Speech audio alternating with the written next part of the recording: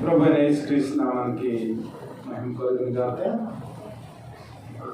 సహోదరులారా, ప్రభు రాకడ వరకు ఓపిక కలిగి ఉండుడి. చూడుడి, వ్యవసాయకుడు తొలకరి వర్షమును కడవరి వర్షమును సమకూడు వరకు విలువైన భూఫలము నిమిత్తము ఓపికతో కాచుకొనుచు దాని కొరకు కనిపెట్టును కదా. ప్రార్థన చేసుకుందాం. సత్యకృప సంపన్నుడు అయిన మా యేసుక్రీస్తు ప్రభువా, నీ దివ్యమైన పాదాలకు లెక్కలేని స్తుతి స్తోత్రాలు.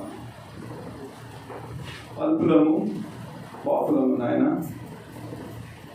నా జీవితంలో నీ సన్నిధికి రావటానికి ఏమాత్రము అర్హత లేని వారు, అయినప్పటికీ నీ కుమారుడైన యేసుక్రీస్తు ద్వారా నీ కృపలో బలపడటానికి, నీ ప్రేమలో మేము స్థిరపడటానికి, నీ కుమారుడైన యేసుక్రీస్తు ద్వారా నువ్వు చేసిన ఆ క్రియను బట్టి నీకు వందనాలు స్తోత్రాలు చెల్లించుకుంటూ నీ వాక్యాన్ని ధ్యానం చేయించుండగా నీ కృపలో మేము బలపడటానికి, నీ ఆత్మ చేత మేము సంధింపబడటానికి సహాయం చేసి నడిపించమని, మీరే ఘనత మహిమ పొందమని ఈ మనవలని వాక్యమై ఉన్న ప్రభువైన యేసుక్రీస్తు నామాన్ని అడిగి వేడుకొనుచున్నాము పరమ తండ్రి, ఆమేన్.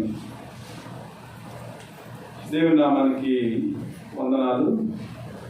ఇప్పుడు వచ్చిన మీ అందరికీ ప్రత్యేకమైన వందనాలు తెలియజేస్తున్నాం. ఈరోజు మన పాఠం పేరు ఏమిటంటే విలువైన భూఫలము నిమిత్తము ఓపికతో కనిపెట్టుడి. ప్రియ సహోదరులారా,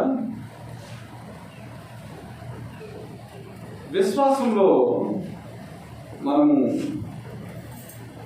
యేసుక్రీస్తులో స్థిరపడేదానికి, దేవుని యొక్క ఫలాలు మన జీవితంలో పొందుకునేదానికి మనకు ఓర్పు అనేది చాలా అవసరం. ఎందుకంటే ఓర్పు సహనము మన జీవితాల్లో లేకుండా విశ్వాసంలో మనము స్థిరపడలేము. ఈ ఓర్పు ఏం చేస్తుందంటే దేవుని యొక్క సంకల్పంలో సంపూర్ణమైన స్థితిలోనికి రావటానికి, పరీక్షలో నెగ్గటానికి ఓర్పు అనేది క్రైస్తవునికి ఆయుధం లాంటిది. ఈ రోజున కుటుంబాల గురించి మనం ఆలోచన చేసినట్లయితే, భార్యాభర్తల మధ్య గొడవలు రావటానికి, తల్లిదండ్రులు పిల్లల మధ్య గొడవలు రావటానికి, మన జీవితంలో అనేక క్లిష్టమైన పరిస్థితులు రావటానికి కారణం ఏమిటంటే ఓపిక లేకపోవడం. ఈ ఓర్పు లేక మన జీవితంలో ప్రభు పెట్టిన పరీక్షలో మనము నెగ్గలేకపోతున్నాం. నిజంగా మన జీవితాల్లో అనేక చోట్ల ఈ లోకంలో మనం జీవిస్తున్నాం కాబట్టి మన మీద పై చేయిగా ఉన్నవారు లేదా మనకు యజమానులుగా ఉన్నవారు మనలను అణిచివేస్తూ ఉంటారు, కష్టాలకి గురి చేస్తూ ఉంటారు. అలాంటి పరిస్థితుల్లో కూడా మనం ఏం చేయాలంటే ఓర్పుతో ప్రభువుని ఆశ్రయించే వారిగా మనం ఉండాలి. దేవుని యొక్క క్రియ మన జీవితంలో జరిగేదానికి మనం ఏం చేయాలంటే ప్రభువు మీద ఆశ పెట్టుకుని చాలా ఓపికతో సహనంతో మన క్రైస్తవ కుటుంబ వ్యవస్థను కూలిపోకుండా మనము కాపాడుకోవాలి. ఈ యాకోబు పత్రిక గురించి మనం ఆలోచన చేసినట్లయితే, నూతన నిబంధనలో నలుగురు యాకోబులు ఉన్నారు. పాత నిబంధనలో మనకు ఒక యాకోబు తెలుసు.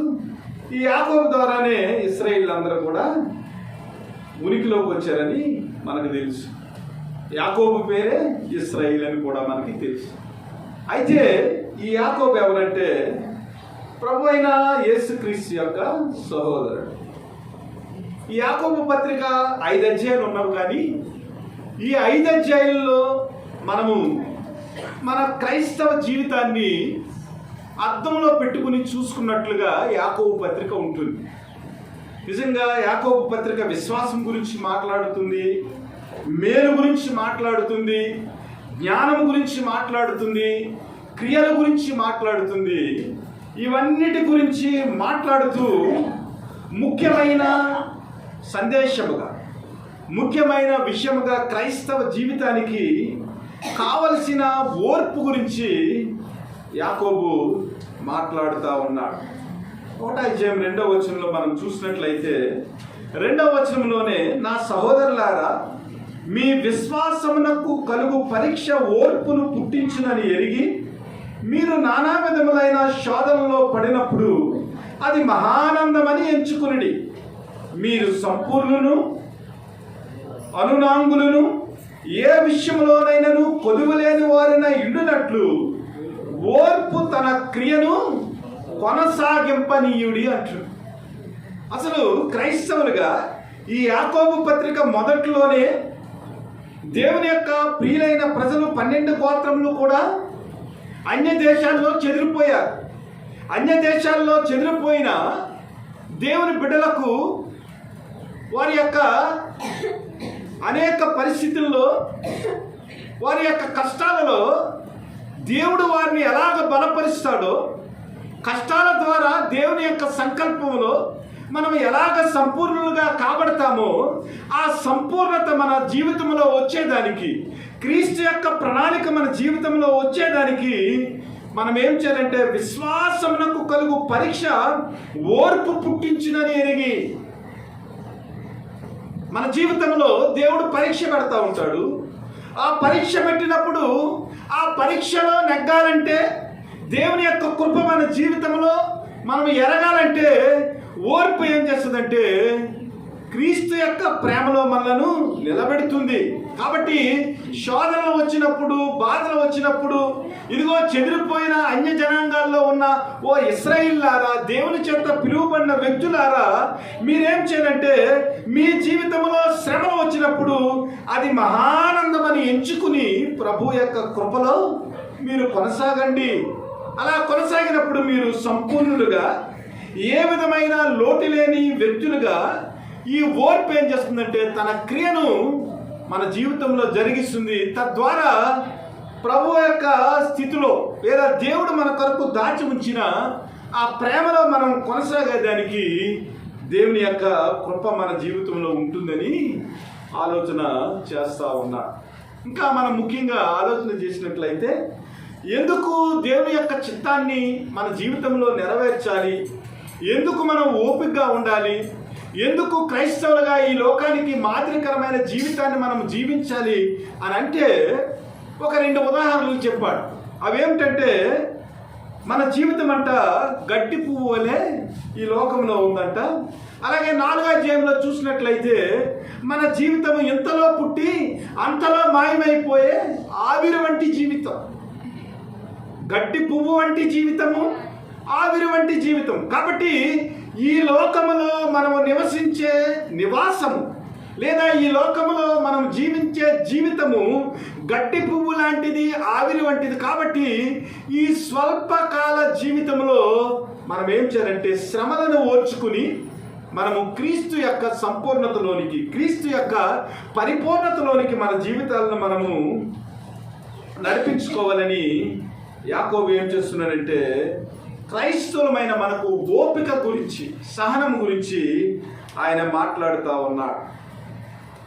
ఇక్కడ ధనవంతులు ఉన్నారు. ఈ ధనవంతులు ఏం చేస్తున్నారంటే పేదలను హింసిస్తూ ఉన్నారంట. పేదలకు కూలి ఇవ్వకుండా వారు ఏం చేస్తున్నారంటే ధనాన్ని దాచేస్తూ ఉన్నారంట. అనేక రకాల హింసలు పెడతా ఉన్నారంట. బైబిల్ గురించి ఆలోచన చేసినట్లయితే బైబిల్లో ఉన్న గొప్పతనం ఏమిటంటే బైబిల్ సారాంశం అంతా కూడా దీనులైన వారు, దరిద్రులైన వారు, ఈ లోకంలో ఏ విధమైన ధనం లేనివారు లేదా మంచి పరిస్థితుల్లో ఎవరైతే జీవితాన్ని కొనసాగిస్తున్నారో వారి యొక్క జీవితంలో దేవుని యొక్క ప్రేమను కనపరచడానికి బైబిల్ అనేక విషయాల్లో పేదల పక్షముగా నిలిచిన ఒక మంచి గ్రంథముగా మనకు కనబడతా ఉంది. కాబట్టి ఇక్కడ పేదల యొక్క జీవితాల్లో అనేక శ్రమలు వచ్చినాయి. వారిని బలపరచటానికి, వారిని దేవుని యొక్క ప్రేమలో కట్టడానికి యాకోబు ఏం చేస్తున్నాడంటే వారికి దేవుని యొక్క వాక్యములోని సంపూర్ణతను గురించి బోధిస్తూ ఉన్నాడు. సహోదరులారా, ప్రభువు రాకడ వరకు ఓపిక కలిగిండుడి.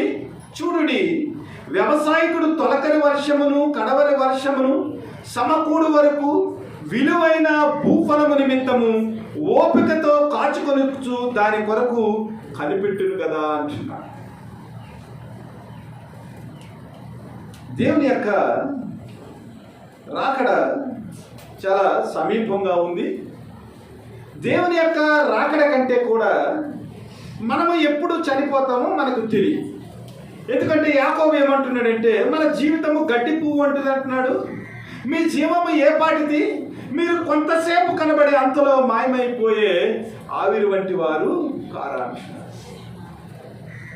దేవుని యొక్క రాకడ సమీపంగా ఉంది.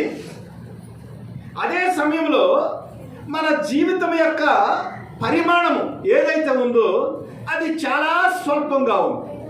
ఈ రెండు విషయాలను మనము జ్ఞాపకం చేసుకుని మన జీవితంలో శ్రమలు వచ్చినప్పుడు, మన జీవితంలో బాధలు వచ్చినప్పుడు ప్రభువు రాకడ అనేది చాలా సమీపంగా ఉంది. కాబట్టి మనం ఏం చేయాలంటే ఓపిక కలిగి క్రీస్తులో కొనసాగేదానికి మనం ప్రయత్నం చేయాలి. విశ్వాసముతో, ఓపికతో తన క్రియను జరిగించుకునేదానికి మన జీవితంలో దేవుని యొక్క చిత్తాన్ని అనుమతించే వారిగా ఉండాలి. దాని గురించి యాకోబు గారు ఒక ఉదాహరణ చెప్తున్నాడు. వ్యవసాయం చేసే వ్యవసాయకుడు ఉన్నాడు. తాను విత్తనాలు నాటిన తర్వాత విత్తనాలు మొలకెత్తేదానికి, మొక్క వచ్చిన తర్వాత మొక్క పెరిగేదానికి, ఆ మొక్క పెరిగేటప్పుడు అనేక రకాల పురుగులు దాన్ని తినేస్తూ ఉంటాయి. ఆ పురుగులు తినేసినప్పుడు కూడా ఆ మొక్కకు ఏ విధమైన మరి చేటు రాకుండా, ఏ విధమైన ఆ మొక్క కృషించిపోకుండా ఉండేదానికి, లేదా మొక్క పెరిగేదానికి అనేక రకాలుగా వ్యవసాయకుడు ఏం చేస్తాడంటే తన విలువైన సమయాన్ని ఓపికతో ఆ పంట ఫలించేదానికి శ్రమ పడతా ఉంటాడు. విత్తనం వేసిన కాడి నుంచి ఆ పంట సమృద్ధిగా ఇంటికి చేరే వరకు కూడా చాలా ఓపికతో ఉంటాడు. విత్తనం వేసిన తర్వాత ఒక్కొక్కసారి వరదలు వస్తూ ఉంటాయి. విత్తనం వేసిన తర్వాత ఒక్కొక్కసారి ఆ నీటి ఎద్దడి వస్తూ ఉంటుంది. విత్తనం వేసిన తర్వాత ఒక్కొక్కసారి పురుగులు విత్తనాన్ని తినేసే అవకాశం ఉంది. పంట పైకి వచ్చిన తర్వాత కూడా అనేక రకాల కష్టమైన పరిస్థితుల్లో పంట పెరుగుతూ ఉంటుంది.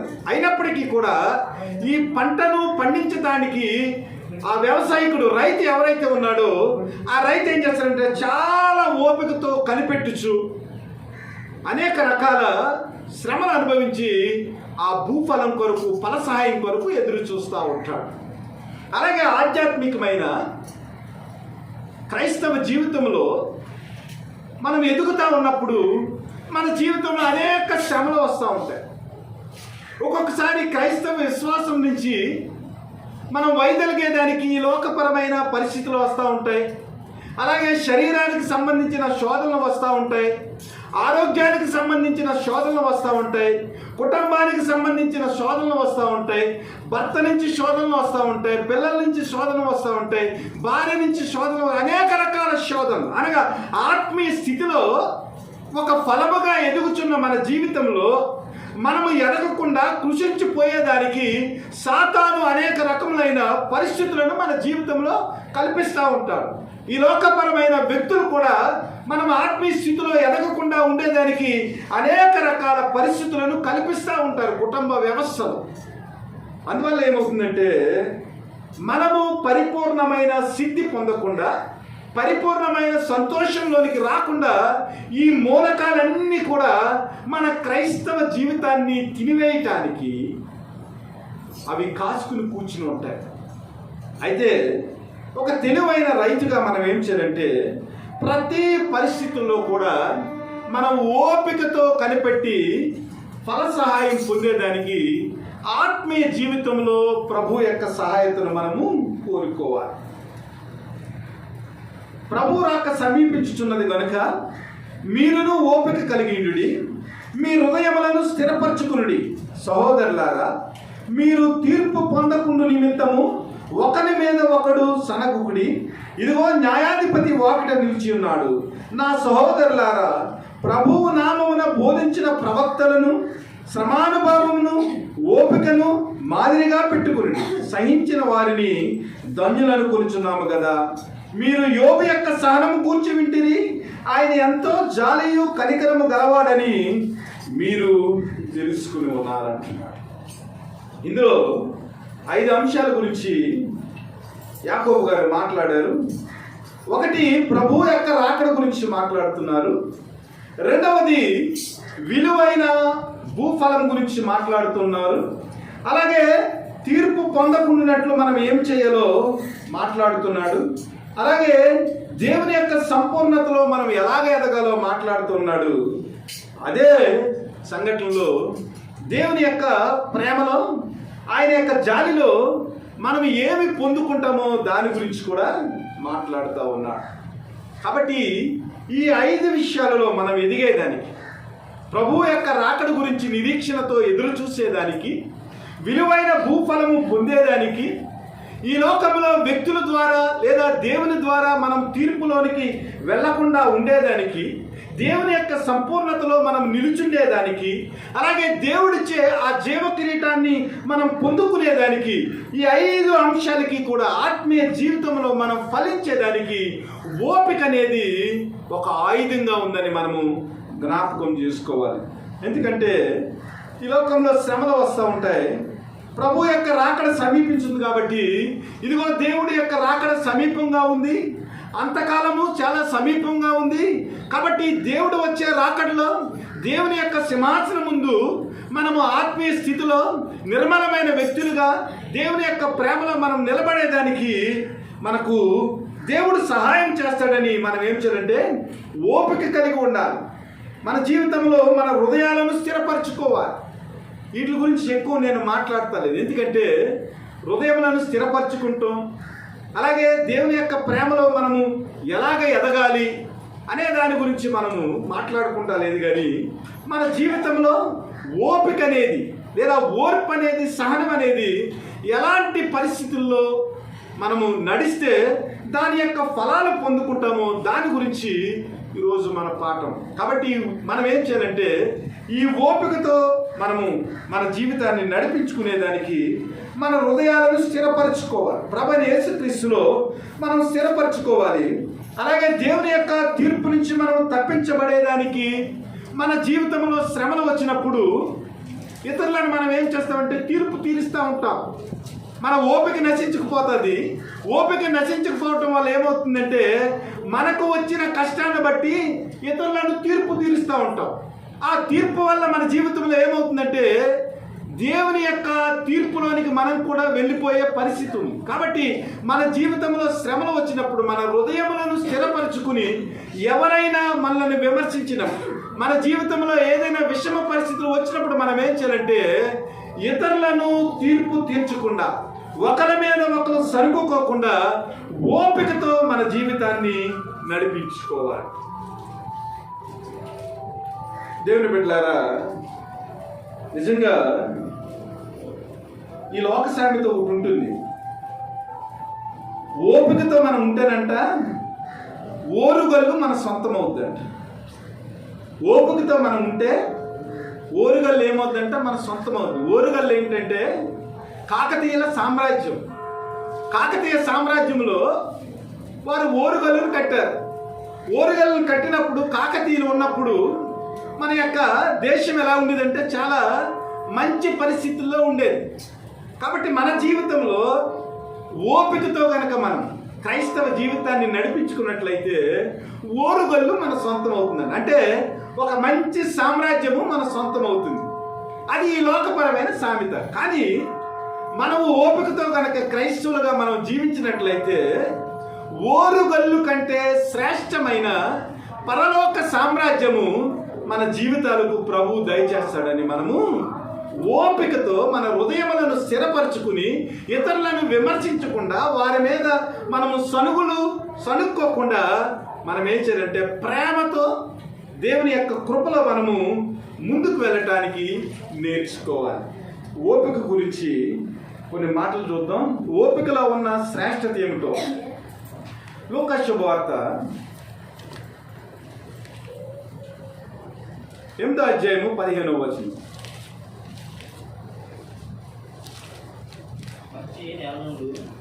మంచి నేల నుండి విత్తనం పూరిన వారెవరనగా యోగ్యమైన మంచి మనస్సుతో వాక్యము విని దానిని అవలంబించి ఓపికతో ఫలించువారు. చాలండి.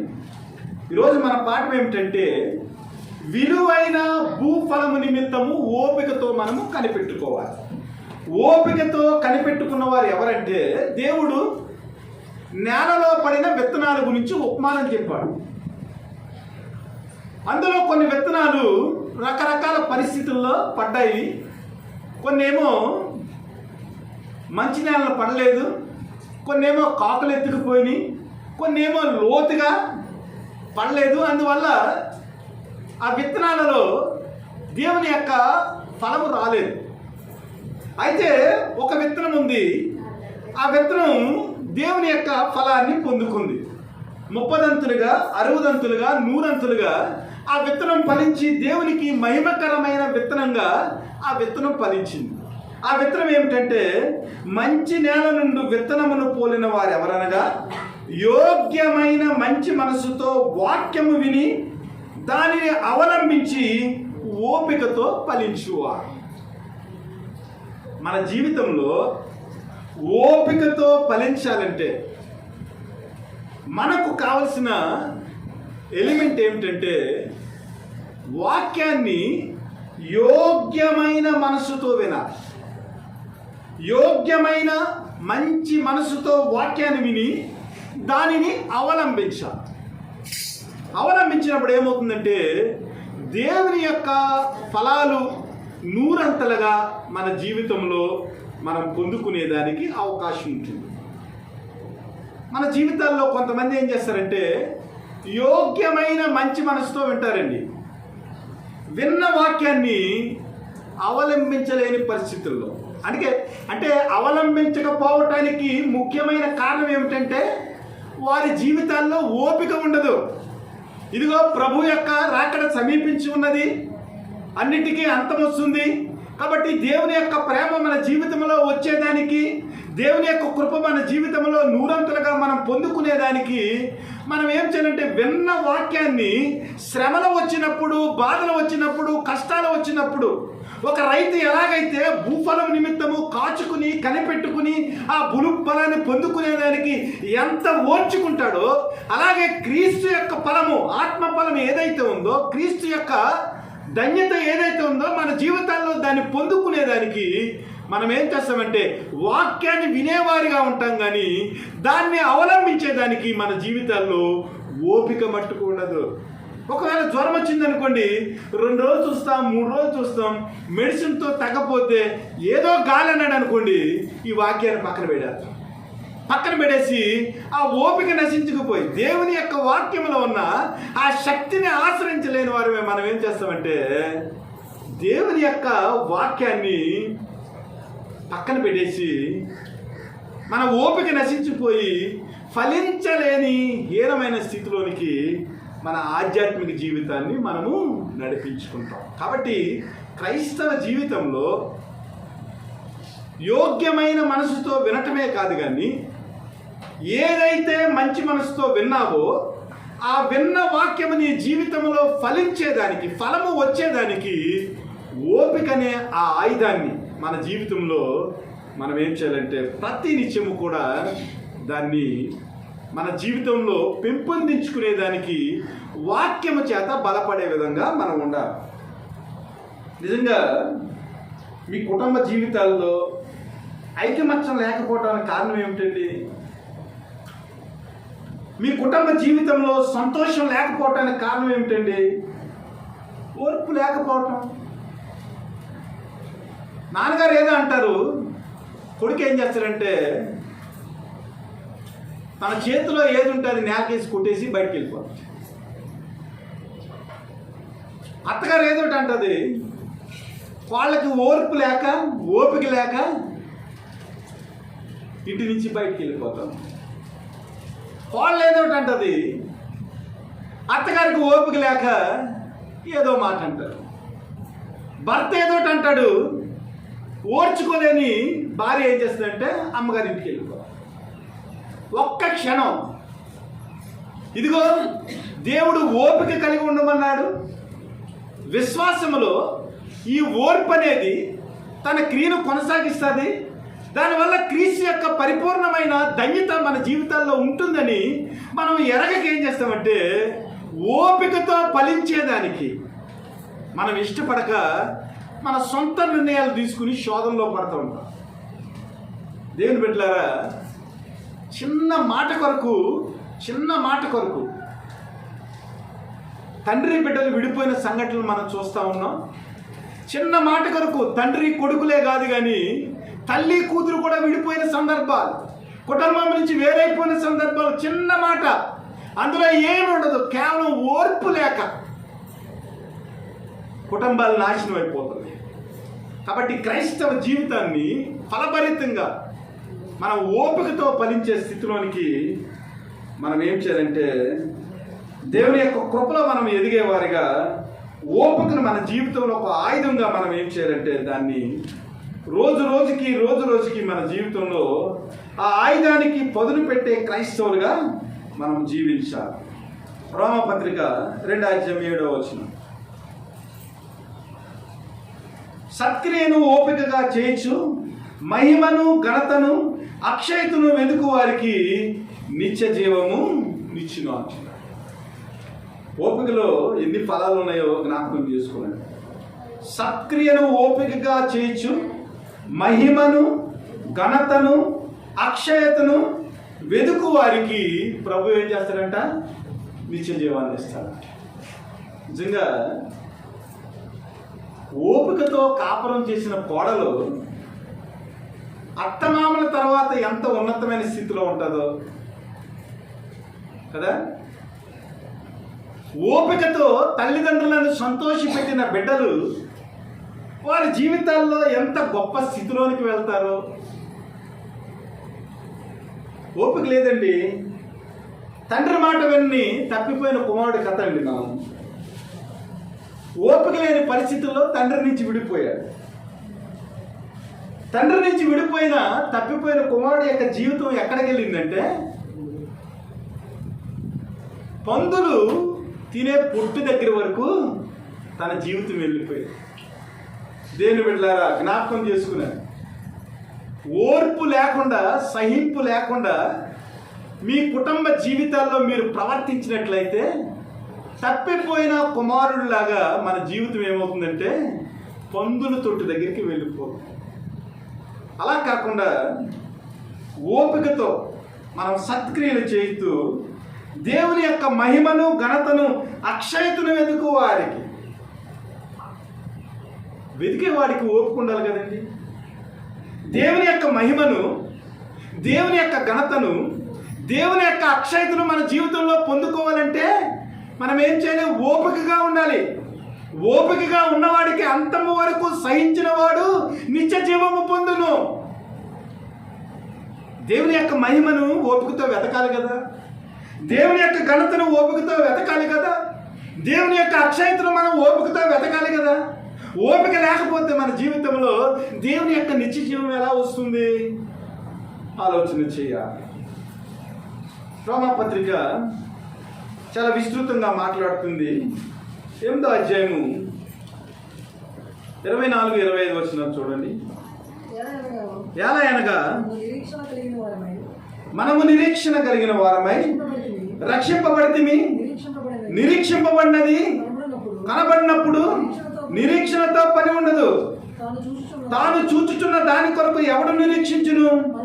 మనము చూడని దాని కొరకు నిరీక్షించిన ఎడల ఓపికతో దాని కొరకు కనిపెట్టుకుందాము.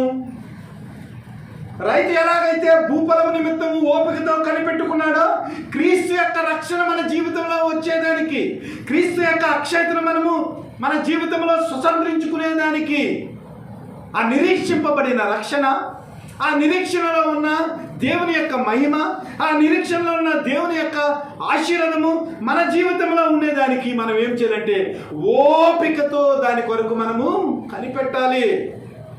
మన జీవితంలో ఓపిక ఎప్పుడైతే పోయిందో విశ్వాసం పక్కకు తప్పుకుంటుంది. విశ్వాసం ఎప్పుడైతే పక్కకు పోయిందో మన జీవితంలో దేవుని యొక్క నిరీక్షణలో మనం వెనకబడిపోతాం. ఓపికతో కనిపెట్టుకున్న వారికే నిరీక్షణలో ఉన్న ఆ నిత్యార్థమైన జీవఫలాన్ని మనం పొందుకునేదానికి దేవుని యొక్క కృప మనలను ప్రోత్సహిస్తుంది. కాబట్టి మనం నిరీక్షణ ద్వారా రక్షింపబడ్డాము, నిరీక్షణ కలిగి రక్షింపబడ్డాము. కాబట్టి ఓపికతో దేవుడిచ్చే ఫలాల కొరకు మన జీవితంలో మనం కనిపెట్టుకుని ఉండాలి. రోమాపత్రిక 15వ అధ్యాయము 4వ వచనం,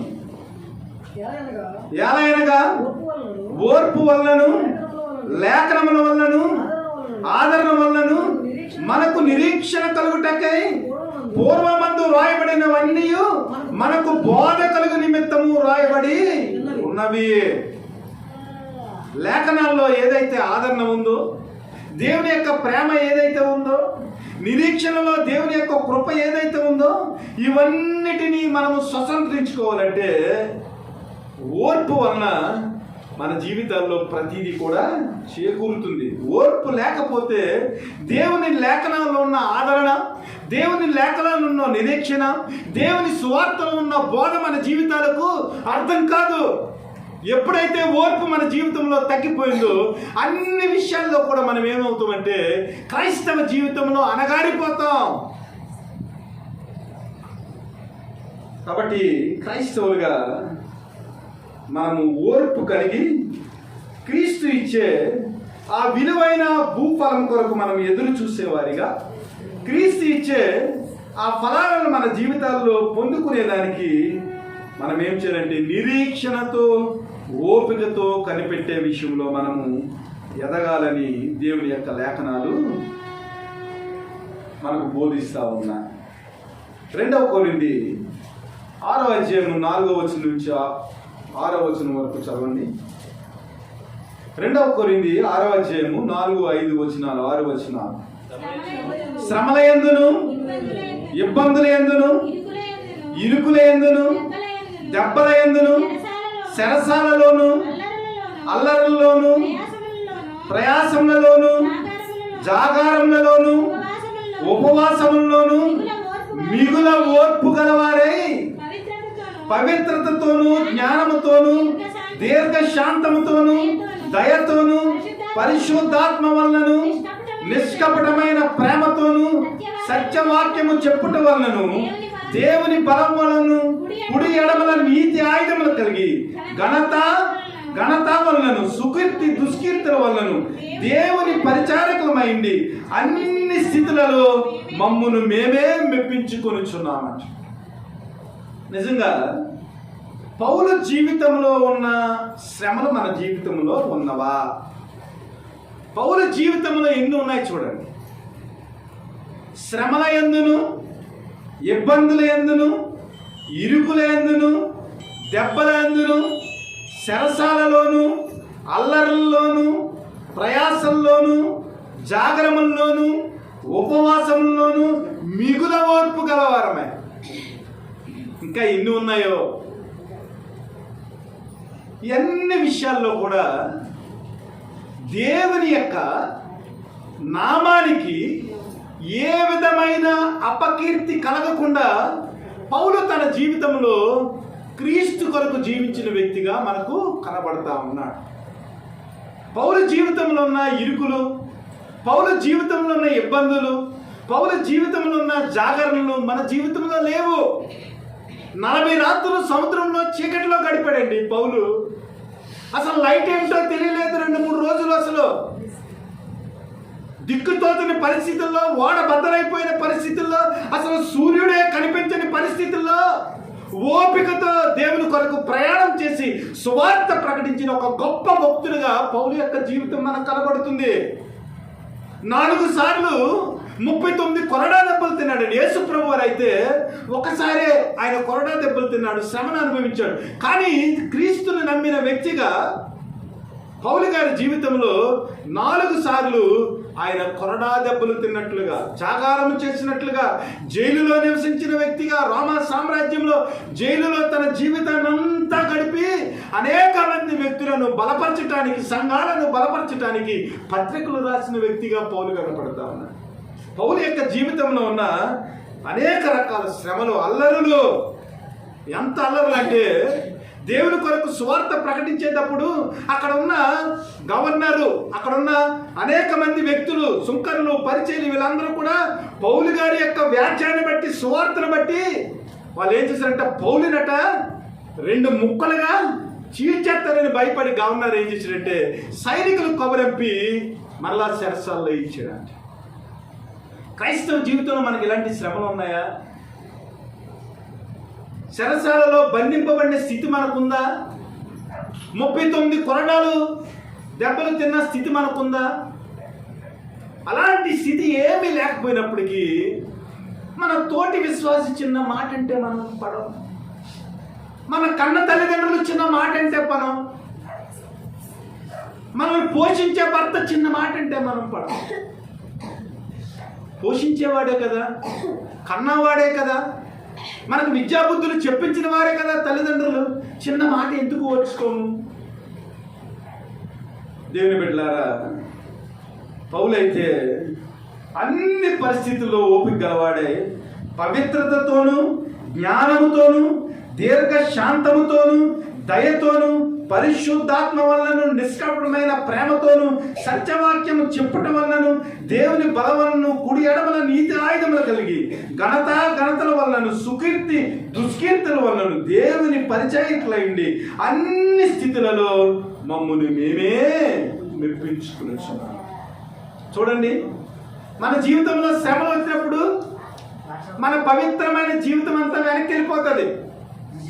మన జీవితంలో ఎవరైనా ఏదైనా అన్నప్పుడు మన ఆత్మీయ జీవితం అంతా వెనక్కి వెళ్ళిపోద్ది. కానీ ఇలాంటి శ్రమలలో ఉన్నప్పుడు పౌలు ఏం చేశాడంట, సత్యముతో ఉన్నాడంట, పవిత్రతతో ఉన్నాడంట, జ్ఞానంతో ఉన్నాడంట, దీర్ఘశాంతముతో ఉన్నాడంట.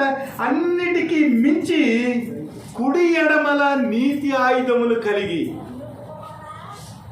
దుష్కీర్తి వచ్చినా, సుకీర్తి వచ్చినా దేవుని యొక్క నీతిని కానీ, దేవుని యొక్క యథార్థతను కానీ ఏమాత్రము వదలకుండా ఏం చేశాడంట, నీతిని ఆయుధాలుగా కలిగి ఉన్నాడంట. మన జీవితంలో శ్రమలు వచ్చినాయి అనుకోండి, నీతి ఉండదు, దేవుని వాక్యము ఉండదు. ఎవరైనా ఏదన్నా మాట అన్నారనుకోండి, అప్పటి వరకు మనం దేవుని సంఘంలో గడిపి వస్తాం. బయటకు వచ్చిన తర్వాత ఎవరైనా ఏదైనా మాట అంటే మన నోటి నుంచి సత్యవాక్యం ఏమవుతుంది, బయటికి వెళ్ళిపోతుంది. కానీ పౌలు జీవితంలో అలాంటి శ్రమలు వచ్చినప్పటికీ కూడా పవిత్రతలోను, దేవుని యొక్క జ్ఞానంలోను, దేవుని యొక్క నీతిలోను, దేవుని యొక్క అనేక రకములైన పవిత్రమైన ఆయుధాలు కలిగి తన్ను తానే మెప్పించుకున్న వ్యక్తిగా పౌలు యొక్క జీవితం ఉందట.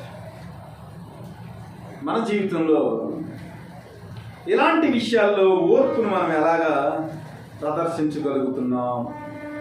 కొలసీలకు రాసిన పత్రిక 1వ అధ్యాయం 11వ వచనం చూడండి.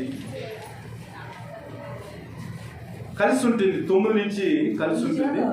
అందుచేత ఈ సంగతి విన్నటి నుండి మేము మీ నిమిత్తము ప్రార్థన చేయుటకు మానక మీరు సంపూర్ణ జ్ఞానమును, ఆత్మ సంబంధమైన వివేకము గలవారును, ఆయన చిత్తమును పూర్ణముగా గ్రహించిన వారినై ప్రతి సత్కార్యములో సఫలమగుచు దేవుని విషయమైన జ్ఞానమందు అభివృద్ధి పొందుచు అన్ని విషయములలో ప్రభువుని సంతోషపెట్టినట్లు ఆయనకు తగినట్లుగా నడుచుకున్న వలననియు ఆనందముతో కూడిన పూర్ణమైన ఓర్పును, దీర్ఘశాంతమును కనపరచునట్లు ఆయన మహిమ శక్తిని బట్టి సంపూర్ణ బలముతో బలపరచబడననియు తేజోవాసులైన పరిశుద్ధుల స్వాస్థ్యములో పాలివారమగుటకు మనలను పాత్రులుగా చేసిన తండ్రికి మీరు కృతజ్ఞతాస్తుతులు చెల్లింపవలననియు దేవుణ్ణి బ్రతిమాలుకొనుచున్నాను.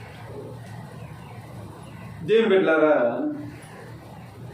అన్ని విషయాల్లో కూడా ప్రభువైన దేవునికి తగినట్లుగా నడుచుకోవాలి. ప్రభువైన యేసుక్రీస్తు లోకంలో ఎంత పవిత్రముగా జీవించాడు. ఆయన జీవితంలో ఎన్ని శ్రమలు వచ్చినప్పటికీ దేవుని యొక్క ప్రణాళికను నెరవేర్చడానికి విధేయత కలిగిన కుమారుల్లా తన జీవితాన్ని ఎలాగైతే మాదిరిగా చూపించాడో, సత్కార్యములలో సఫలులగుచు దేవుని విషయమైన జ్ఞానమందు అభివృద్ధి పొందుచు అన్ని విషయములలో ప్రభువుని సంతోషపెట్టినట్లు ఆయనకు తగినట్లుగా నడుచుకోవాలని ఆయన ఏం చేశాడంటే ఓర్పును దీర్ఘశాంతమును కనపర్చినట్లు ఆయన మహిమ శక్తిని బట్టి సంపూర్ణ బలముతో బలపరచబడాలని తేజోవాసులైన పరిశుద్ధుల స్వాస్థ్యములో పాలివారమగుటకు మనలను పాత్రులుగా చేసిన తండ్రికి కృతజ్ఞతాస్తుతులు చెల్లింపవలనని దేవుణ్ణి బతిమాలుచున్నాను. దేవుని బిడ్డలారా, నిజమైన విలువైన భూఫలం ఏమిటంటే మనమందరం కూడా ప్రభు యొక్క రాకడలో తేజోవాసులైన పరిశుద్ధుల స్వాస్థ్యంలో మనం పాలివారం అవుతాం. ఆ పరిశుద్ధమైన స్వాస్థ్యంలో మనము పాలివారం అవ్వటానికి దేవుడు మనకిచ్చిన ఆ ఓర్పు అనే ఆయుధాన్ని, ఆ దీర్ఘశాంతం అనే ఆయుధాన్ని, దేవుని సహనం అనే ఆయుధాన్ని మనం ధరించుకుని ఏం చేయాలంటే దేవుని యొక్క కృపలో అంతము సమీపంగా ఉందని, దేవుడిచ్చే ఆ భూఫలము మన జీవితంలో చాలా దగ్గరగా ఉందని అన్ని విషయాల్లో ఇతరులకి అట్లా మనం సణుక్కోకుండా, న్యాయాధిపతి మనం సణుక్కున్నప్పుడు, ఇతరులను మనం విమర్శించినప్పుడు న్యాయాధిపతి మన ముంగటే ఉన్నాడని, మన వాకిట్లో ఉన్నాడని మనం ఎరిగి ఏం చేయాలంటే ఓపికతో దేవుడి విలువైన ఆ భూఫలం మన జీవితంలో పొందుకునేదానికి మనం ఏం చేయాలంటే సహనముతో మన క్రియలను దేవుని పక్షముగా మనం ఏం చేయాలంటే దేవుని యొక్క తేజో నివాసంలో వారసులమైన స్థితిలో మనం ఉన్నామని గుర్తెరిగి ఫలించే వారిగా ఉండాలనేది దేవుని యొక్క వాక్యం. ఇంకా దేవుడు కొన్ని ఉదాహరణలు మన ముందు ఇచ్చాడు. సహించిన వారిని ధన్యులం అనుకుంటున్నాము కదా. మీరు యోబు యొక్క సహనం గూర్చి వింటిరి. ఆయన ఎంతో జాలియు కనికరమును గలవాడని మీరు తెలుసుకుని ఉన్నాడంట. పౌలు యొక్క జీవితాన్ని మనం చూసాం, యేసుక్రీస్తు యొక్క జీవితాన్ని మనం చూసాం. వీరందరూ కూడా దేవుని చిత్తాన్ని ఓపికతో నెరవేర్చి దేవుని యొక్క ప్రేమను, దేవుని యొక్క కృపను అనుభవించిన వారంగా మనం చూస్తాం. యేసుక్రీస్తు వారైతే మరణాన్ని జయించి ఆయన తిరిగి లేచి దేవుని యొక్క కుడిపార్శ్వాన సింహాసనం అనే ఆ గొప్ప ఫలాన్ని పొందుకున్న వ్యక్తిగా మనకు మాదిరిగా ఉన్నారు. అలాగే పాత నిబంధన గ్రంథంలో మనం చూసినట్లయితే యోబుని గురించి మనం ఆలోచన చేసినట్లయితే, ఎందుకు యోబుని గురించి ఇక్కడ యాకోబు గారు అక్కడ ఉన్న వ్యక్తులకు జ్ఞాపకం చేశాడంటే, వీరందరూ కూడా ధర్మశాస్త్రం ప్రకారం నడుచుకోవాలనుకుంటున్నారు. దేవుని యొక్క కృపను, దేవుని యొక్క విశ్వాసాన్ని వారు మర్చిపోయి మరలా తమ పూర్వస్థితిలోనికి వెళ్ళిపోతూ ఉన్నారు. కాబట్టి పాత నిబంధన భక్తుడైన యోబును, అక్కడున్న ప్రవక్తలను క్రీస్తులో వారు ఓపిక కలిగి ఎలాగా తమ జీవితాలను సార్థకం చేసుకున్నారో ఆ ఉదాహరణను మనకి ఇక్కడ చూపిస్తూ ఉన్నాడు. యోబుని గురించి మనం ఆలోచన చేసినప్పుడు యోబు గ్రంథంలో మనకు అనేక విషయాలు ఉన్నాయి. యోబు యొక్క జీవితాన్ని చూసినప్పుడు నీతిమంతుడిగా కనబడుతున్నాడు. తన బిడ్డల కొరకు ప్రతిరోజు అనుదినము బలిని అర్పించిన వ్యక్తిగా కనబడుతూ ఉన్నాడు. తన జీవితంలో ప్రభువు శ్రమలను అనుమతించినప్పుడు ప్రభువు కొరకు నిలబడిన వ్యక్తిగా కనబడుతూ ఉన్నాడు. తన భార్య, ఇదిగో ఇన్ని శ్రమలు పడుతున్నావు కదా, నీ ఆస్తి అంతా పోయింది, నీ కుమారులు చనిపోయారు, నీ కుమార్తెలు చనిపోయారు, ఎందుకు ఇంకా నువ్వు ప్రభువుని స్తుతిస్తున్నావు అంటే అక్కడ ఒక అద్భుతమైన మాటలు మాట్లాడుతూ ఉంటాడు. ఇదిగో దేవుడు మనకు మేలు చేసినప్పుడు దేవుని యందు మనం సంతోషించాం. దేవుడు మన జీవితంలో కీడు అనుమతించినప్పుడు దేవుని యందు నువ్వు ఎందుకు సంతోషించలేవు? తన వ్యక్తిగత జీవితంలో దేవుని యందు ఉన్న నిరీక్షణను, తన వ్యక్తిగత జీవితంలో ఉన్న సహనాన్ని, ఓపికను తన భార్య అన్న మాటల విషయంలో ఏమాత్రము కూడా యోబు సహనాన్ని కోల్పోకుండా దేవుణ్ణి స్తుతించిన వ్యక్తిగా మనకు కనబడతా ఉన్నాడు. ఇదిగో యెహోవా ఇచ్చెను, యెహోవా తీసుకొనెను, యెహోవా నామమునకు స్తుతి కలుగును గాక.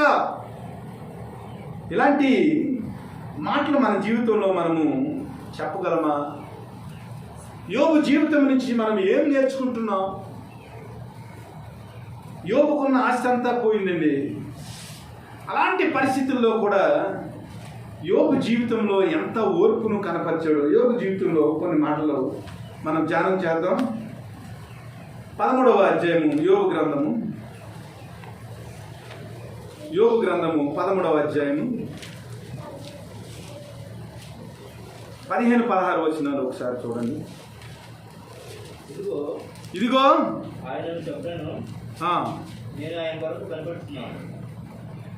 ఆయన నన్ను చంపినను, నేను ఆయన కొరకు కనిపెట్టుచున్నాను. ఆయన సన్నిధిని నా ప్రవర్తన న్యాయమని రుజువుపరుతును. ఇది నాకు రక్షణార్థమైనదగును. భక్తిహీనుడు ఆయన సన్నిధికి రా తెగింపుడు అంటాడు. నిజంగా ఇలాంటి ఓర్పు ఉందా మనకి? ఇదిగో ఆయన నన్ను చంపినను, నేను ఆయన కొరకు కనిపెట్టుచున్నాను. ఆయన సన్నిధిని నా ప్రవర్తన న్యాయమని రుజువుపరుతును. ధ్యానం చేయాలి.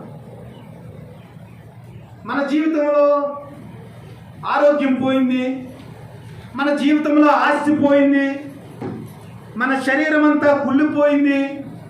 అలాంటి పరిస్థితుల్లో మరణానికి మనం సమీపంగా ఉన్నాం.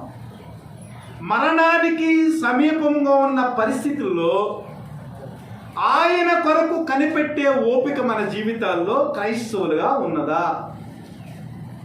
ఇదిగో ప్రభా, నా జీవితంలో అనారోగ్యం ఉంది, నా జీవితంలో ఆర్థిక ఇబ్బందులు ఉన్నవి, అయినప్పటికీ కూడా ప్రభా నువ్వు యథార్థమైన దేవుడవు, నువ్వు నన్ను ప్రేమించే దేవుడవు, నన్ను ప్రోత్సహించే దేవుడవు. ఇప్పటి వరకు పూర్వకాలంలో నేను అనుభవించిన గొప్ప స్థితిని బట్టి, నీవిచ్చిన ధనాన్ని బట్టి, నీవిచ్చిన బిడ్డలను బట్టి, నీవిచ్చిన కుటుంబాన్ని బట్టి ప్రభా నీకు వందనాలు ప్రభా అని చెప్పగలిగే స్థితిలో ఒకవేళ ప్రభా ఈ అనారోగ్య పరిస్థితిని బట్టి నేను చనిపోయినప్పటికీ ప్రభా, నా జీవితంలో అనేక విపత్తులు వచ్చినప్పటికీ ప్రభా నీ సన్నిధిని నేను కనిపెట్టుకుని ఉంటున్నాను ప్రభా. నా ప్రవర్తన అంతటినీ కూడా నీ న్యాయ సింహాసనం ముందు ప్రభా నేను రుజువుపరుచుకుంటాను. నా పవిత్రత ఏమిటో, నా సహనం ఏమిటో ప్రభా నేను రుజువుపరుచుకుంటాననే ఆ గొప్ప ఓర్పు మన జీవితాల్లో యోగులాగా కలిగి ఉన్నామా?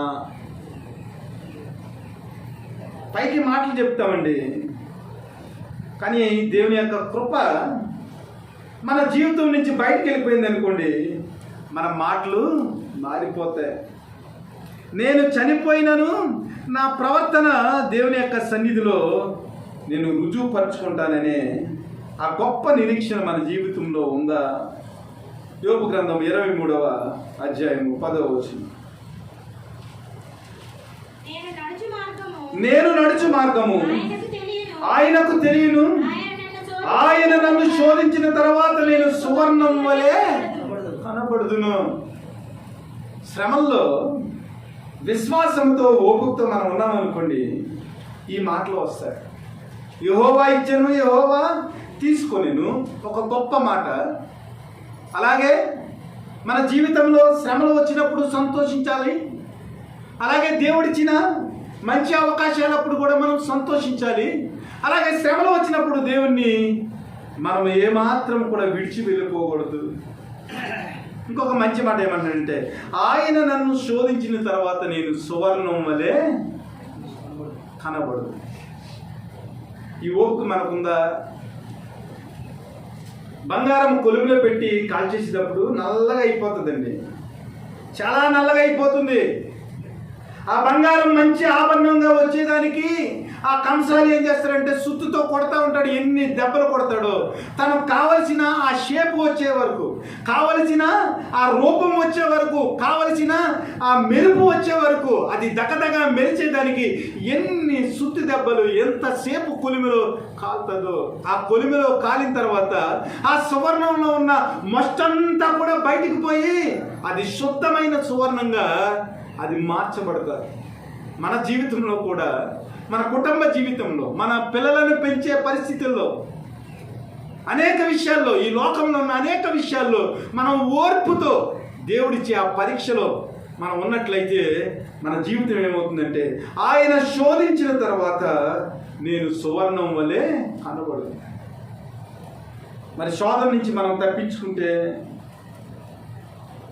మధ్యలోనే బంగారం వెళ్ళిపోయింది అనుకోండి, ఒక రాణిగారి మెడలో అది ఆభరణంగా ఉండగలదా?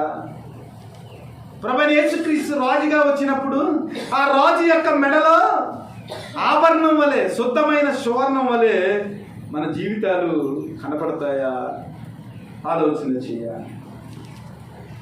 నిజంగా యోబుకున్న ధన్యత గురించి మనము ఆలోచన చేసినప్పుడు 42వ అధ్యాయము 12వ వచనం నుంచి ఒకసారి చదవండి. యెహోవా యోబును మొదట ఆశీర్వదించిన దానికంటే మరి అధికముగా ఆశీర్వదించును. అతనికి 14,000 గొర్రెలను, 6,000 ఒంటెలను, 1000 జతల ఎడ్లను, 1000 ఆడుగాడిదలను కలిగెను. మరియు అతనికి 7 కుమారులను, 3 కుమార్తెలను కలిగిరి. అతడు పెద్దదానికి యోమీమానియు, రెండవ దానికి కెజియానియు, మూడవ దానికి కెరం హంపుకనియు పేర్లు పెట్టాను. ఆ దేశమంతటా యోబు కుమార్తెలంతా సౌందర్యవంతులు కనబడలేదు. వారి తండ్రి వారి సహోదరులతో పాటు వారికి స్వాస్థ్యం ఇచ్చింది. మొత్తం పిల్లలందరూ చనిపోయారండి.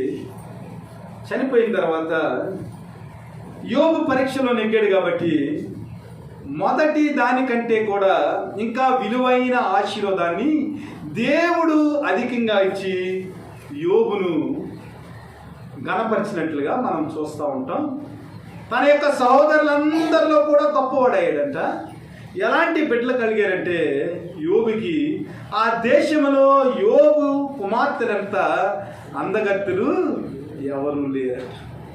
అన్నిటికీ మించి యోబు యొక్క జీవితాన్ని ఆయన 140 సంవత్సరములు బ్రతికి తన కుమారులను, కుమార్తెలను 4 తరముల వరకు చూసే వరకు కూడా కాలము నిండిన ఒక మంచి వృద్ధ వయసులో యోబు తండ్రి దగ్గరికి వెళ్ళినట్లుగా మనం చూస్తాం. ఇలాగ పాత నిబంధన గ్రంథంలో చూసినట్లయితే అనేక మంది ప్రవక్తలు దేవునికి ఇష్టలుగా, దేవుని యొక్క సువార్తను చాటిన వ్యక్తులుగా మనకు అనేక మంది కనబడతా ఉంటారు.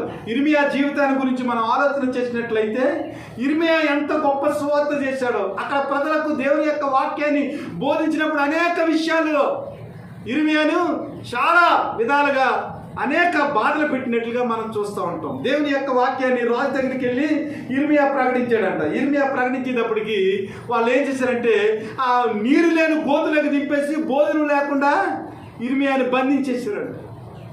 ఇదిగో రాజా, నువ్వు దేవునికి విరోధంగా నువ్వు యుద్ధానికి వెళ్తున్నావు. రాజా, దేవునికి విరోధంగా నువ్వు విగ్రహాలు కడుతున్నావు. దేవునికి విరోధంగా ప్రజలను పాలిస్తున్నావు. దేవుని యొక్క మాటను నువ్వు ఏమాత్రం కూడా లక్ష్య పెడతలేవు. పదే పదే దేవుని యొక్క వాక్కును, దేవుని యొక్క ప్రత్యక్షతను అక్కడ ఉన్న యూదా రాజులకు, ఇశ్రాయేల్ రాజులకు చెప్పినప్పుడు ఇర్మియా జీవితంలో అనేక కష్టాలు, ఆహారం లేకుండా బందిఖానాలో ఎంత ఘోరం తెలుసా? ఒక నపుంసకుడు వచ్చి రాజు దగ్గరికి వచ్చి బతిమాలాడంట. ఇదిగో అయ్యా, ఇర్మియా చాలా మంచి వ్యక్తి, దేవుని యొక్క వాక్కును, దేవుని యొక్క ఆత్మను కలిగిన వాడు. ఆ వ్యక్తిని కనుక చంపేసినట్లయితే మన యొక్క దేశంలో చాలా విపరీతకరమైన పరిస్థితులు వచ్చేస్తాయని అన్నప్పుడు తాడు లేక అక్కడ ఉన్న బట్టలు ఏం చేశారంటే చక్కగా తాడు కింద పేని ఆ గోతులో నుంచి ఇర్మియాని లేపారంట. ఇర్మియా జీవితంలో ఇన్ని కష్టాలు ఎందుకు వచ్చినాయి అంటే కేవలము దేవుని వాక్యాన్ని ఓపికతో ప్రకటించినందుకు, ఎన్ని శ్రమలు వచ్చినప్పటికీ మరలా ప్రకటిస్తూనే ఉన్నాడు. గోతిలో పడేసిన అన్ని విషయాలు, దానియేలు, షడ్రకు, మేషక్కు, అబేద్నెగోలు చరిత్రను గురించి మనం ఆలోచన చేసినప్పుడు ఎంత ఓపిక కలిగి దేవుని యొక్క నామాన్ని వారు ఈ లోకంలో ప్రకటించారో ఆలోచన చేయాలి. మేకై అనే ప్రవక్త ఉన్నాడు. ఆ మేకై అనే ప్రవక్త ఆహాబ్ అనే రాజు, యెహోషాపాత్ అనే రాజు వీరు ఇష్టం వచ్చినట్లు రాజ్యాన్ని చేస్తూ ఉన్నారు, యుద్ధాలకు వెళ్తూ ఉన్నారు దేవుని దగ్గర విచారణ చేయకుండా. ఒక వ్యక్తిని తీసుకుని వచ్చారు, దేవుని ఆత్మలు లేనాడు. వాడు ఏం చేశాడంటే వారికి ఫేవర్గా దేవుడు చెప్పిన మాటలు కాకుండా వాడు సొంత మాటలు చెప్పాడు. వారి జీవితంలో నష్టం వచ్చేసింది. నష్టం వచ్చిన తర్వాత మరలా ఏం చేశారంటే ఈ లోకంలో లేదా ఈ ప్రాంతంలో ఎవరైనా దేవుని ఆత్మలు కలిగిన ప్రవక్త ఉన్నారా అనేటప్పటికి ఉన్నాడండి, మేకై అనే ఒక ప్రవక్త ఉన్నాడు. కానీ వాడు ఏం చేస్తాడంటే మనకు అన్ని విరోధంగానే చెప్తాడు. ఎందుకంటే దేవుని ఆత్మ ఏదైతే చెప్తుందో, వారు చెడ్డ పనులు ఏదైతే చేస్తున్నారో ఆ చెడ్డ పనులన్నింటి గురించి ఈ మేకయ్య వారికి ప్రవచనం చెప్తా ఉండేవాడు. ప్రవచనం చెప్పినప్పుడల్లా మేకయ్య ఏం చేసేవారంటే వారంట చెంప దెబ్బ కూడా వేసేవారంట. ఆలోచన చేయండి. ప్రవక్తల యొక్క జీవితాన్ని గురించి ఆలోచన చేసినప్పుడు, భక్తుల యొక్క జీవితాన్ని గురించి ఆలోచన చేసినప్పుడు యేసుక్రీస్తు ఈ భక్తులు ఏదైతే శ్రమలు అనుభవించారో ఆ శ్రమలన్నీ కూడా ఆ కలువరిగిరికి వెళ్ళేటప్పుడు యేసుక్రీస్తు కూడా అనుభవించాడు. మేకయ్యని చెంప మీద కొట్టి రాజులు ఏం చేశారంట ఆ యుద్ధానికి వెళ్ళి వచ్చే వరకు కూడా చెరసాలలో చీకట్లో అన్నము భోజనం లేకుండా బంధించి వెళ్ళిపోయారంట మేకయ్యని. దేవుని వాక్కును ప్రకటించినందుకు, మీరు ఎలాగ నడుచుకుంటే మీ జీవితంలో నష్టమని చెప్పినందుకు యుద్ధానికి వెళ్ళొద్దు అన్నారు. ఏం చేసి ఇశ్రాయేలు రాజు ఏం చేశాడు తెలుసా? యుద్ధానికి వెళ్ళాడు. యుద్ధానికి వెళ్ళిన తర్వాత ఒక సైనికుడు ఏం చేశాడంటే చూసి కొట్టినప్పటికీ ఈ గుండెల్లోనికి బాణం వెళ్ళిపోయింది. ఆహాబు రాజుకి సాయంత్రం వరకు ఉండి యుద్ధ భూమిలో చనిపోయాడు. ఆ తర్వాత యెహోషాపాతు గురించి మనం ఆలోచన చేసినప్పుడు యెహోషాపాతు కూడా చెప్పాడు ప్రవక్త, ఇదిగో నువ్వు యుద్ధానికి వెళ్లకుండా ఇక్కడ ఉండిపోయావు కాబట్టి రక్షింపబడ్డావు. యుద్ధానికి వెళ్ళినా నీవు దేవుని యొక్క కృపలో రక్షింపబడ్డావు. కాబట్టి నీవు చనిపోకుండా ఉండాలంటే అన్యుల సాంగత్యం చేయకు, వాడితో బంగారం వ్యాపారం చేయకు, ఓడల మీద వెళ్ళి బంగారము అన్యజనుల నుంచి తేవద్దన్నాడు. యెహోషాపాతు దేవుని యొక్క ఆ ప్రవక్త మాట వినకుండా ఓడలు తయారు చేసి ఓడలు బంగారం చేసేదానికి అన్యరాజులతో పొత్తు పెట్టుకున్నారు. నడిసముద్రంలోకి వచ్చిన తర్వాత ఎషన్గోబర్గ్ అనే ఆ ప్రాంతానికి వచ్చిన తర్వాత ఓడలు ఏమైపోయినాయి అంటే బద్దలైపోయినాయి. తెచ్చిన బంగారం అంతా కూడా సముద్రంలో మునిగిపోయింది. దేవుని బిడ్డలారా, దేవుని యొక్క వాక్కు మన జీవితంలో వస్తున్నప్పుడు దేవుని యొక్క వాక్కును నిర్లక్ష్య పెట్టి మనం ఓపికతో సహనముతో దేవుని యొక్క వాక్యాన్ని మనం పాటించకుండా సొంత నిర్ణయాలు తీసుకున్నాం అనుకోండి, ఒకే సమయంలో ఇశ్రాయేలు రాజు అలాగే యోధా రాజు అయిన యెహోషాపాతు కూడా మరణం పొందినట్లుగా మనం చూస్తూ ఉన్నాం. కాబట్టి మన జీవితంలో సహనాన్ని ఓర్పును గనక మనం కోల్పోయినట్లయితే మనం అనేక రకములైన విపరీతమైన పరిస్థితుల్లో మన జీవితాన్ని నడిపించుకోవాల్సి వస్తుంది.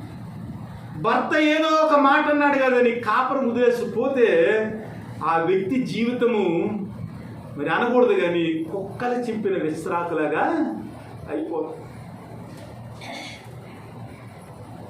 అలాగే భార్య దేవుని ప్రేమలో మంచిగా జీవిస్తూ ఉంటే ఆ భార్యను లక్ష్య పెట్టక, భార్యని హింసించి, భార్యకు కావలసిన సౌకర్యాలు చేయకుండా తన ఇష్టం వచ్చినట్లు ప్రవర్తించిన భర్తల జీవితాల్లో భోజనం లేని పరిస్థితి. దేవుని బిడ్డలారా, ఓర్పు మన జీవితంలో నిజమైన ఫలాన్ని తీసుకొస్తుందని, ఓర్పు మన జీవితంలో మంచి ఫలసహాయాన్ని అందిస్తుందని మనం ఏం చేయాలంటే కనిపెట్టుకుని ఉండాలి, కాచుకుని ఉండాలి. దేవుని వాక్కు పట్ల, దేవుని యొక్క ప్రేమ పట్ల మనం ఏం చేయాలంటే నిరీక్షణతో కాచుకుని ఉన్నప్పుడు దేవుని యొక్క బహుమానాలు మన జీవితంలో మనం పొందుకునే అవకాశం. యాకోబు పత్రిక 2 మరలా 1 అధ్యాయము 12వ వచనం.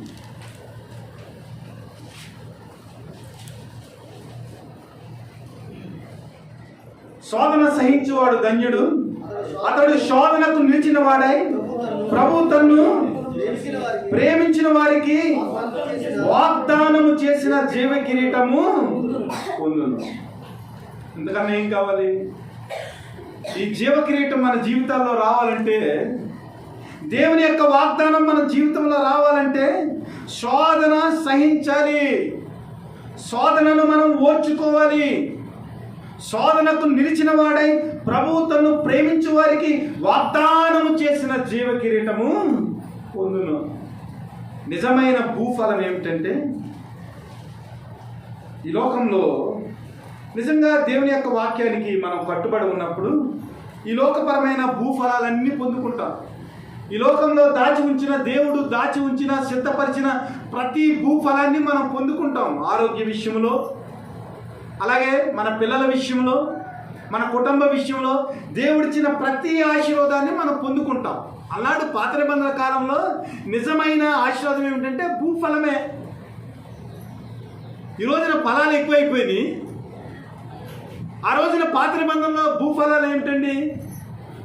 యోబుకున్నట్లుగా గొర్రెలు పెరగటం, ఎడ్లు పెరగటం, ధాన్యం పెరగటం, గుర్రాలు పెరగటం, ఇది భూఫలం. ఇప్పుడు భూఫలాలు ఏంటి? Apple phone, Tesla phone, laptop, ఈ భూఫలాలు అంటున్నారు కదా. వీటి వల్ల ఉపయోగం ఏం లేదు, కొంత ఇన్ఫర్మేషన్ తెలుస్తుంది తప్ప దీనివల్ల మన ఆరోగ్యానికి చేటే తప్ప మరి ఏమీ లేదు. మీరు ఆలోచన చేయండి, మనిషి కనిపెట్టిన ప్రతి దానిలో చేటు ఉంది. దేవుడు సృజించిన ప్రతి దానిలో మేలు ఉంది. మీరు ఇంటికి వెళ్ళిన తర్వాత జ్ఞాపకం చేసుకోండి, దేవుడు ఎడ్లను సృజించాడు, ఎడ్ల వల్ల మేలే కానీ కీడు లేదు. దేవుడు పశువులన్నింటినీ సృష్టించాడు, ఆ పశువుల వల్ల మేలే కానీ కీడు లేదు.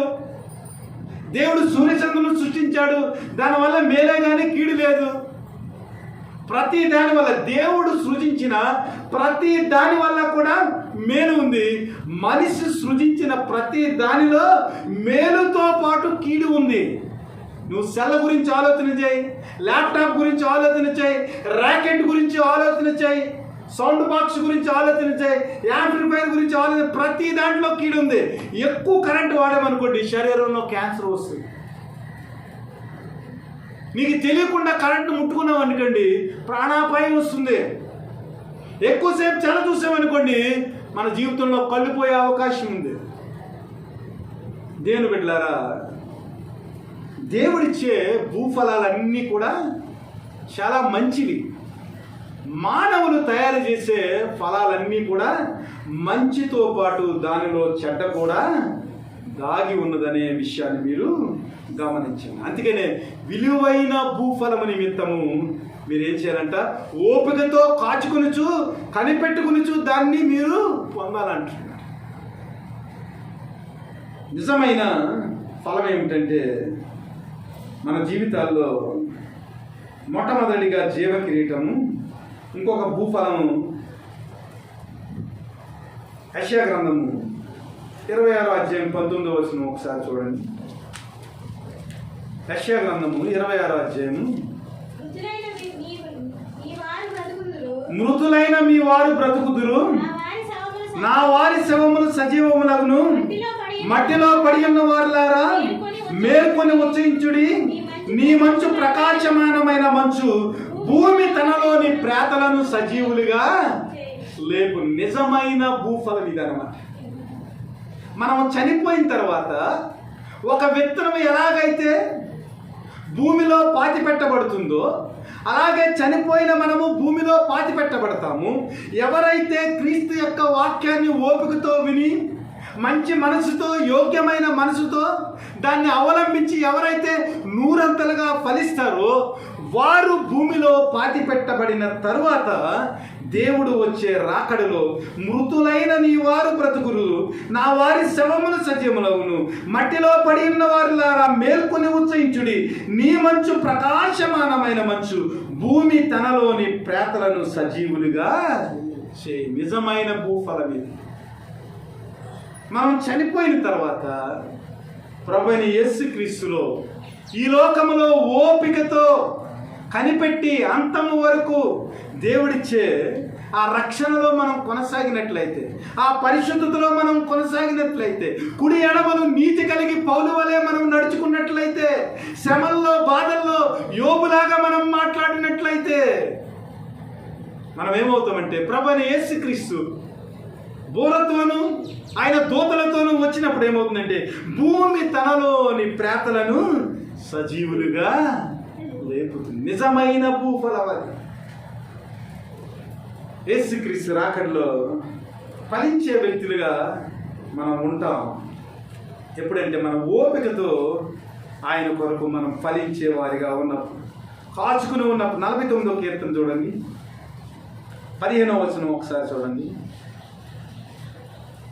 దేవుడు నన్ను చేర్చుకును, పాతాళ బలములో నుండి ఆయన నా ప్రాణమును విమోచించి. నిజమైన భూఫల విధానం.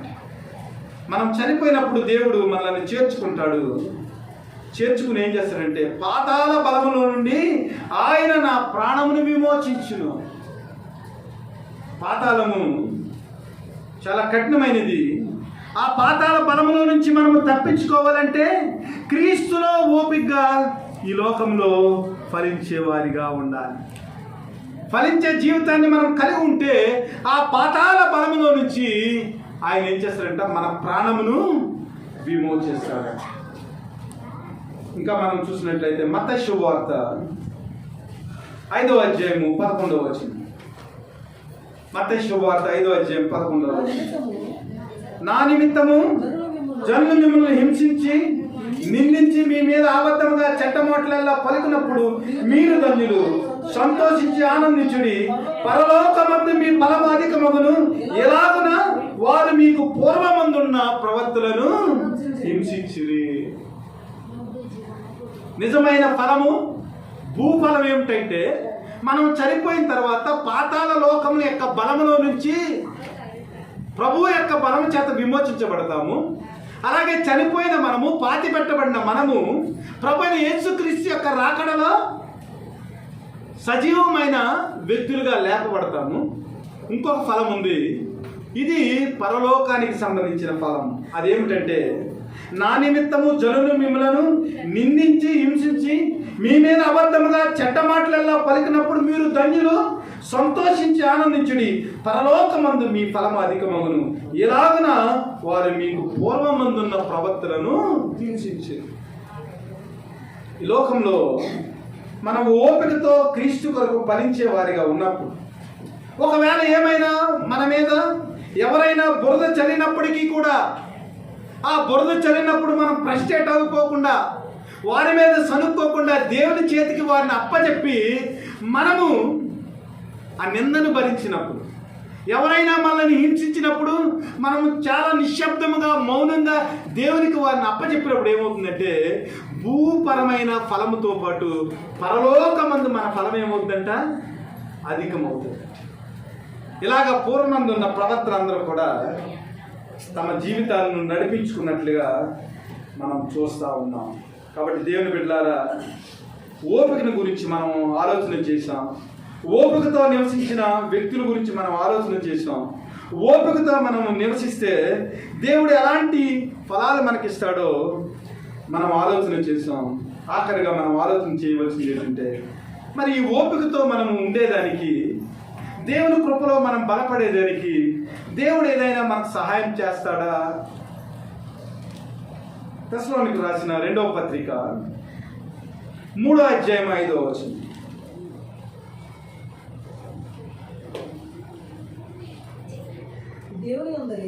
దేవుని అందరి ప్రేమయు క్రీస్తు చూపించిన ఓర్పును మీకు కలిగినట్లు ప్రభువు మీ హృదయములను ప్రేరేపించునుగాక అంటున్నాడు.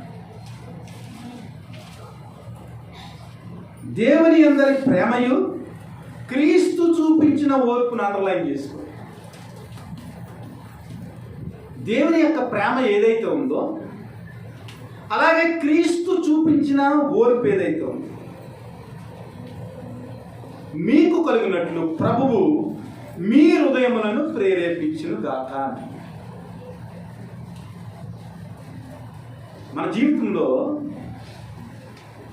దేవుని యొక్క ప్రేమ మనకు అర్థం కావాలంటే క్రీస్తు యొక్క శిలువ మనకు అర్థం కావాలి. దేవుని యొక్క కృప ఏమిటో మనకు అర్థం కావాలంటే కలువరి గిరిలో శిలువ పైన చూపించిన క్రీస్తు ఏమిటో మనకు అర్థం కావాలి. కలువరి శిలువలో క్రీస్తు మనకు అర్థం కాలేదనుకోండి, క్రీస్తు యొక్క ఓర్పు ఏంటో మనకు అర్థం కాలేదనుకోండి, నిజంగా దేవాది దేవుడు అయింది ఆయనను అరిచేతులతో కొట్టి ఎవరు కొట్టారో చెప్పండి అన్నారండి. ఆయన లోకాన్ని సృజించిన దేవుడు అండి, ఆయన ముఖం మీద ఉమ్మి వేశారంటండి. ఆయన లోకాన్ని సృజించిన దేవుడు అండి, కొరడాలతో ఆయన వీపంతా దున్నేశారంటండి, దూషణ మాటలు మాట్లాడారంటండి.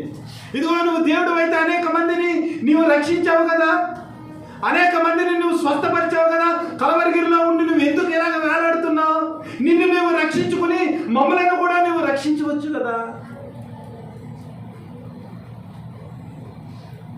బొచ్చు కత్తిరించు అని ఎదుట గొర్రెపిల్ల ఎలాగైతే మౌనంగా ఉందో అలాగ ప్రభు అయిన యేసుక్రీస్తు సర్వాన్ని సృజించిన దేవుడు ఆయన కొరడాలతో కొడతా ఉంటే, ఉమ్మి వేస్తూ ఉంటే, తలపైన ముండ్ల కిరీటంతో గుద్దేస్తూ ఉంటే, వీధులలో ఆయనను హింసిస్తూ ఉంటే ఆయన ఏం చేశాడంట? ఓర్పుతో సిలువను సహించి ఆయన మనకు రక్షణ అనుగ్రహించాడు.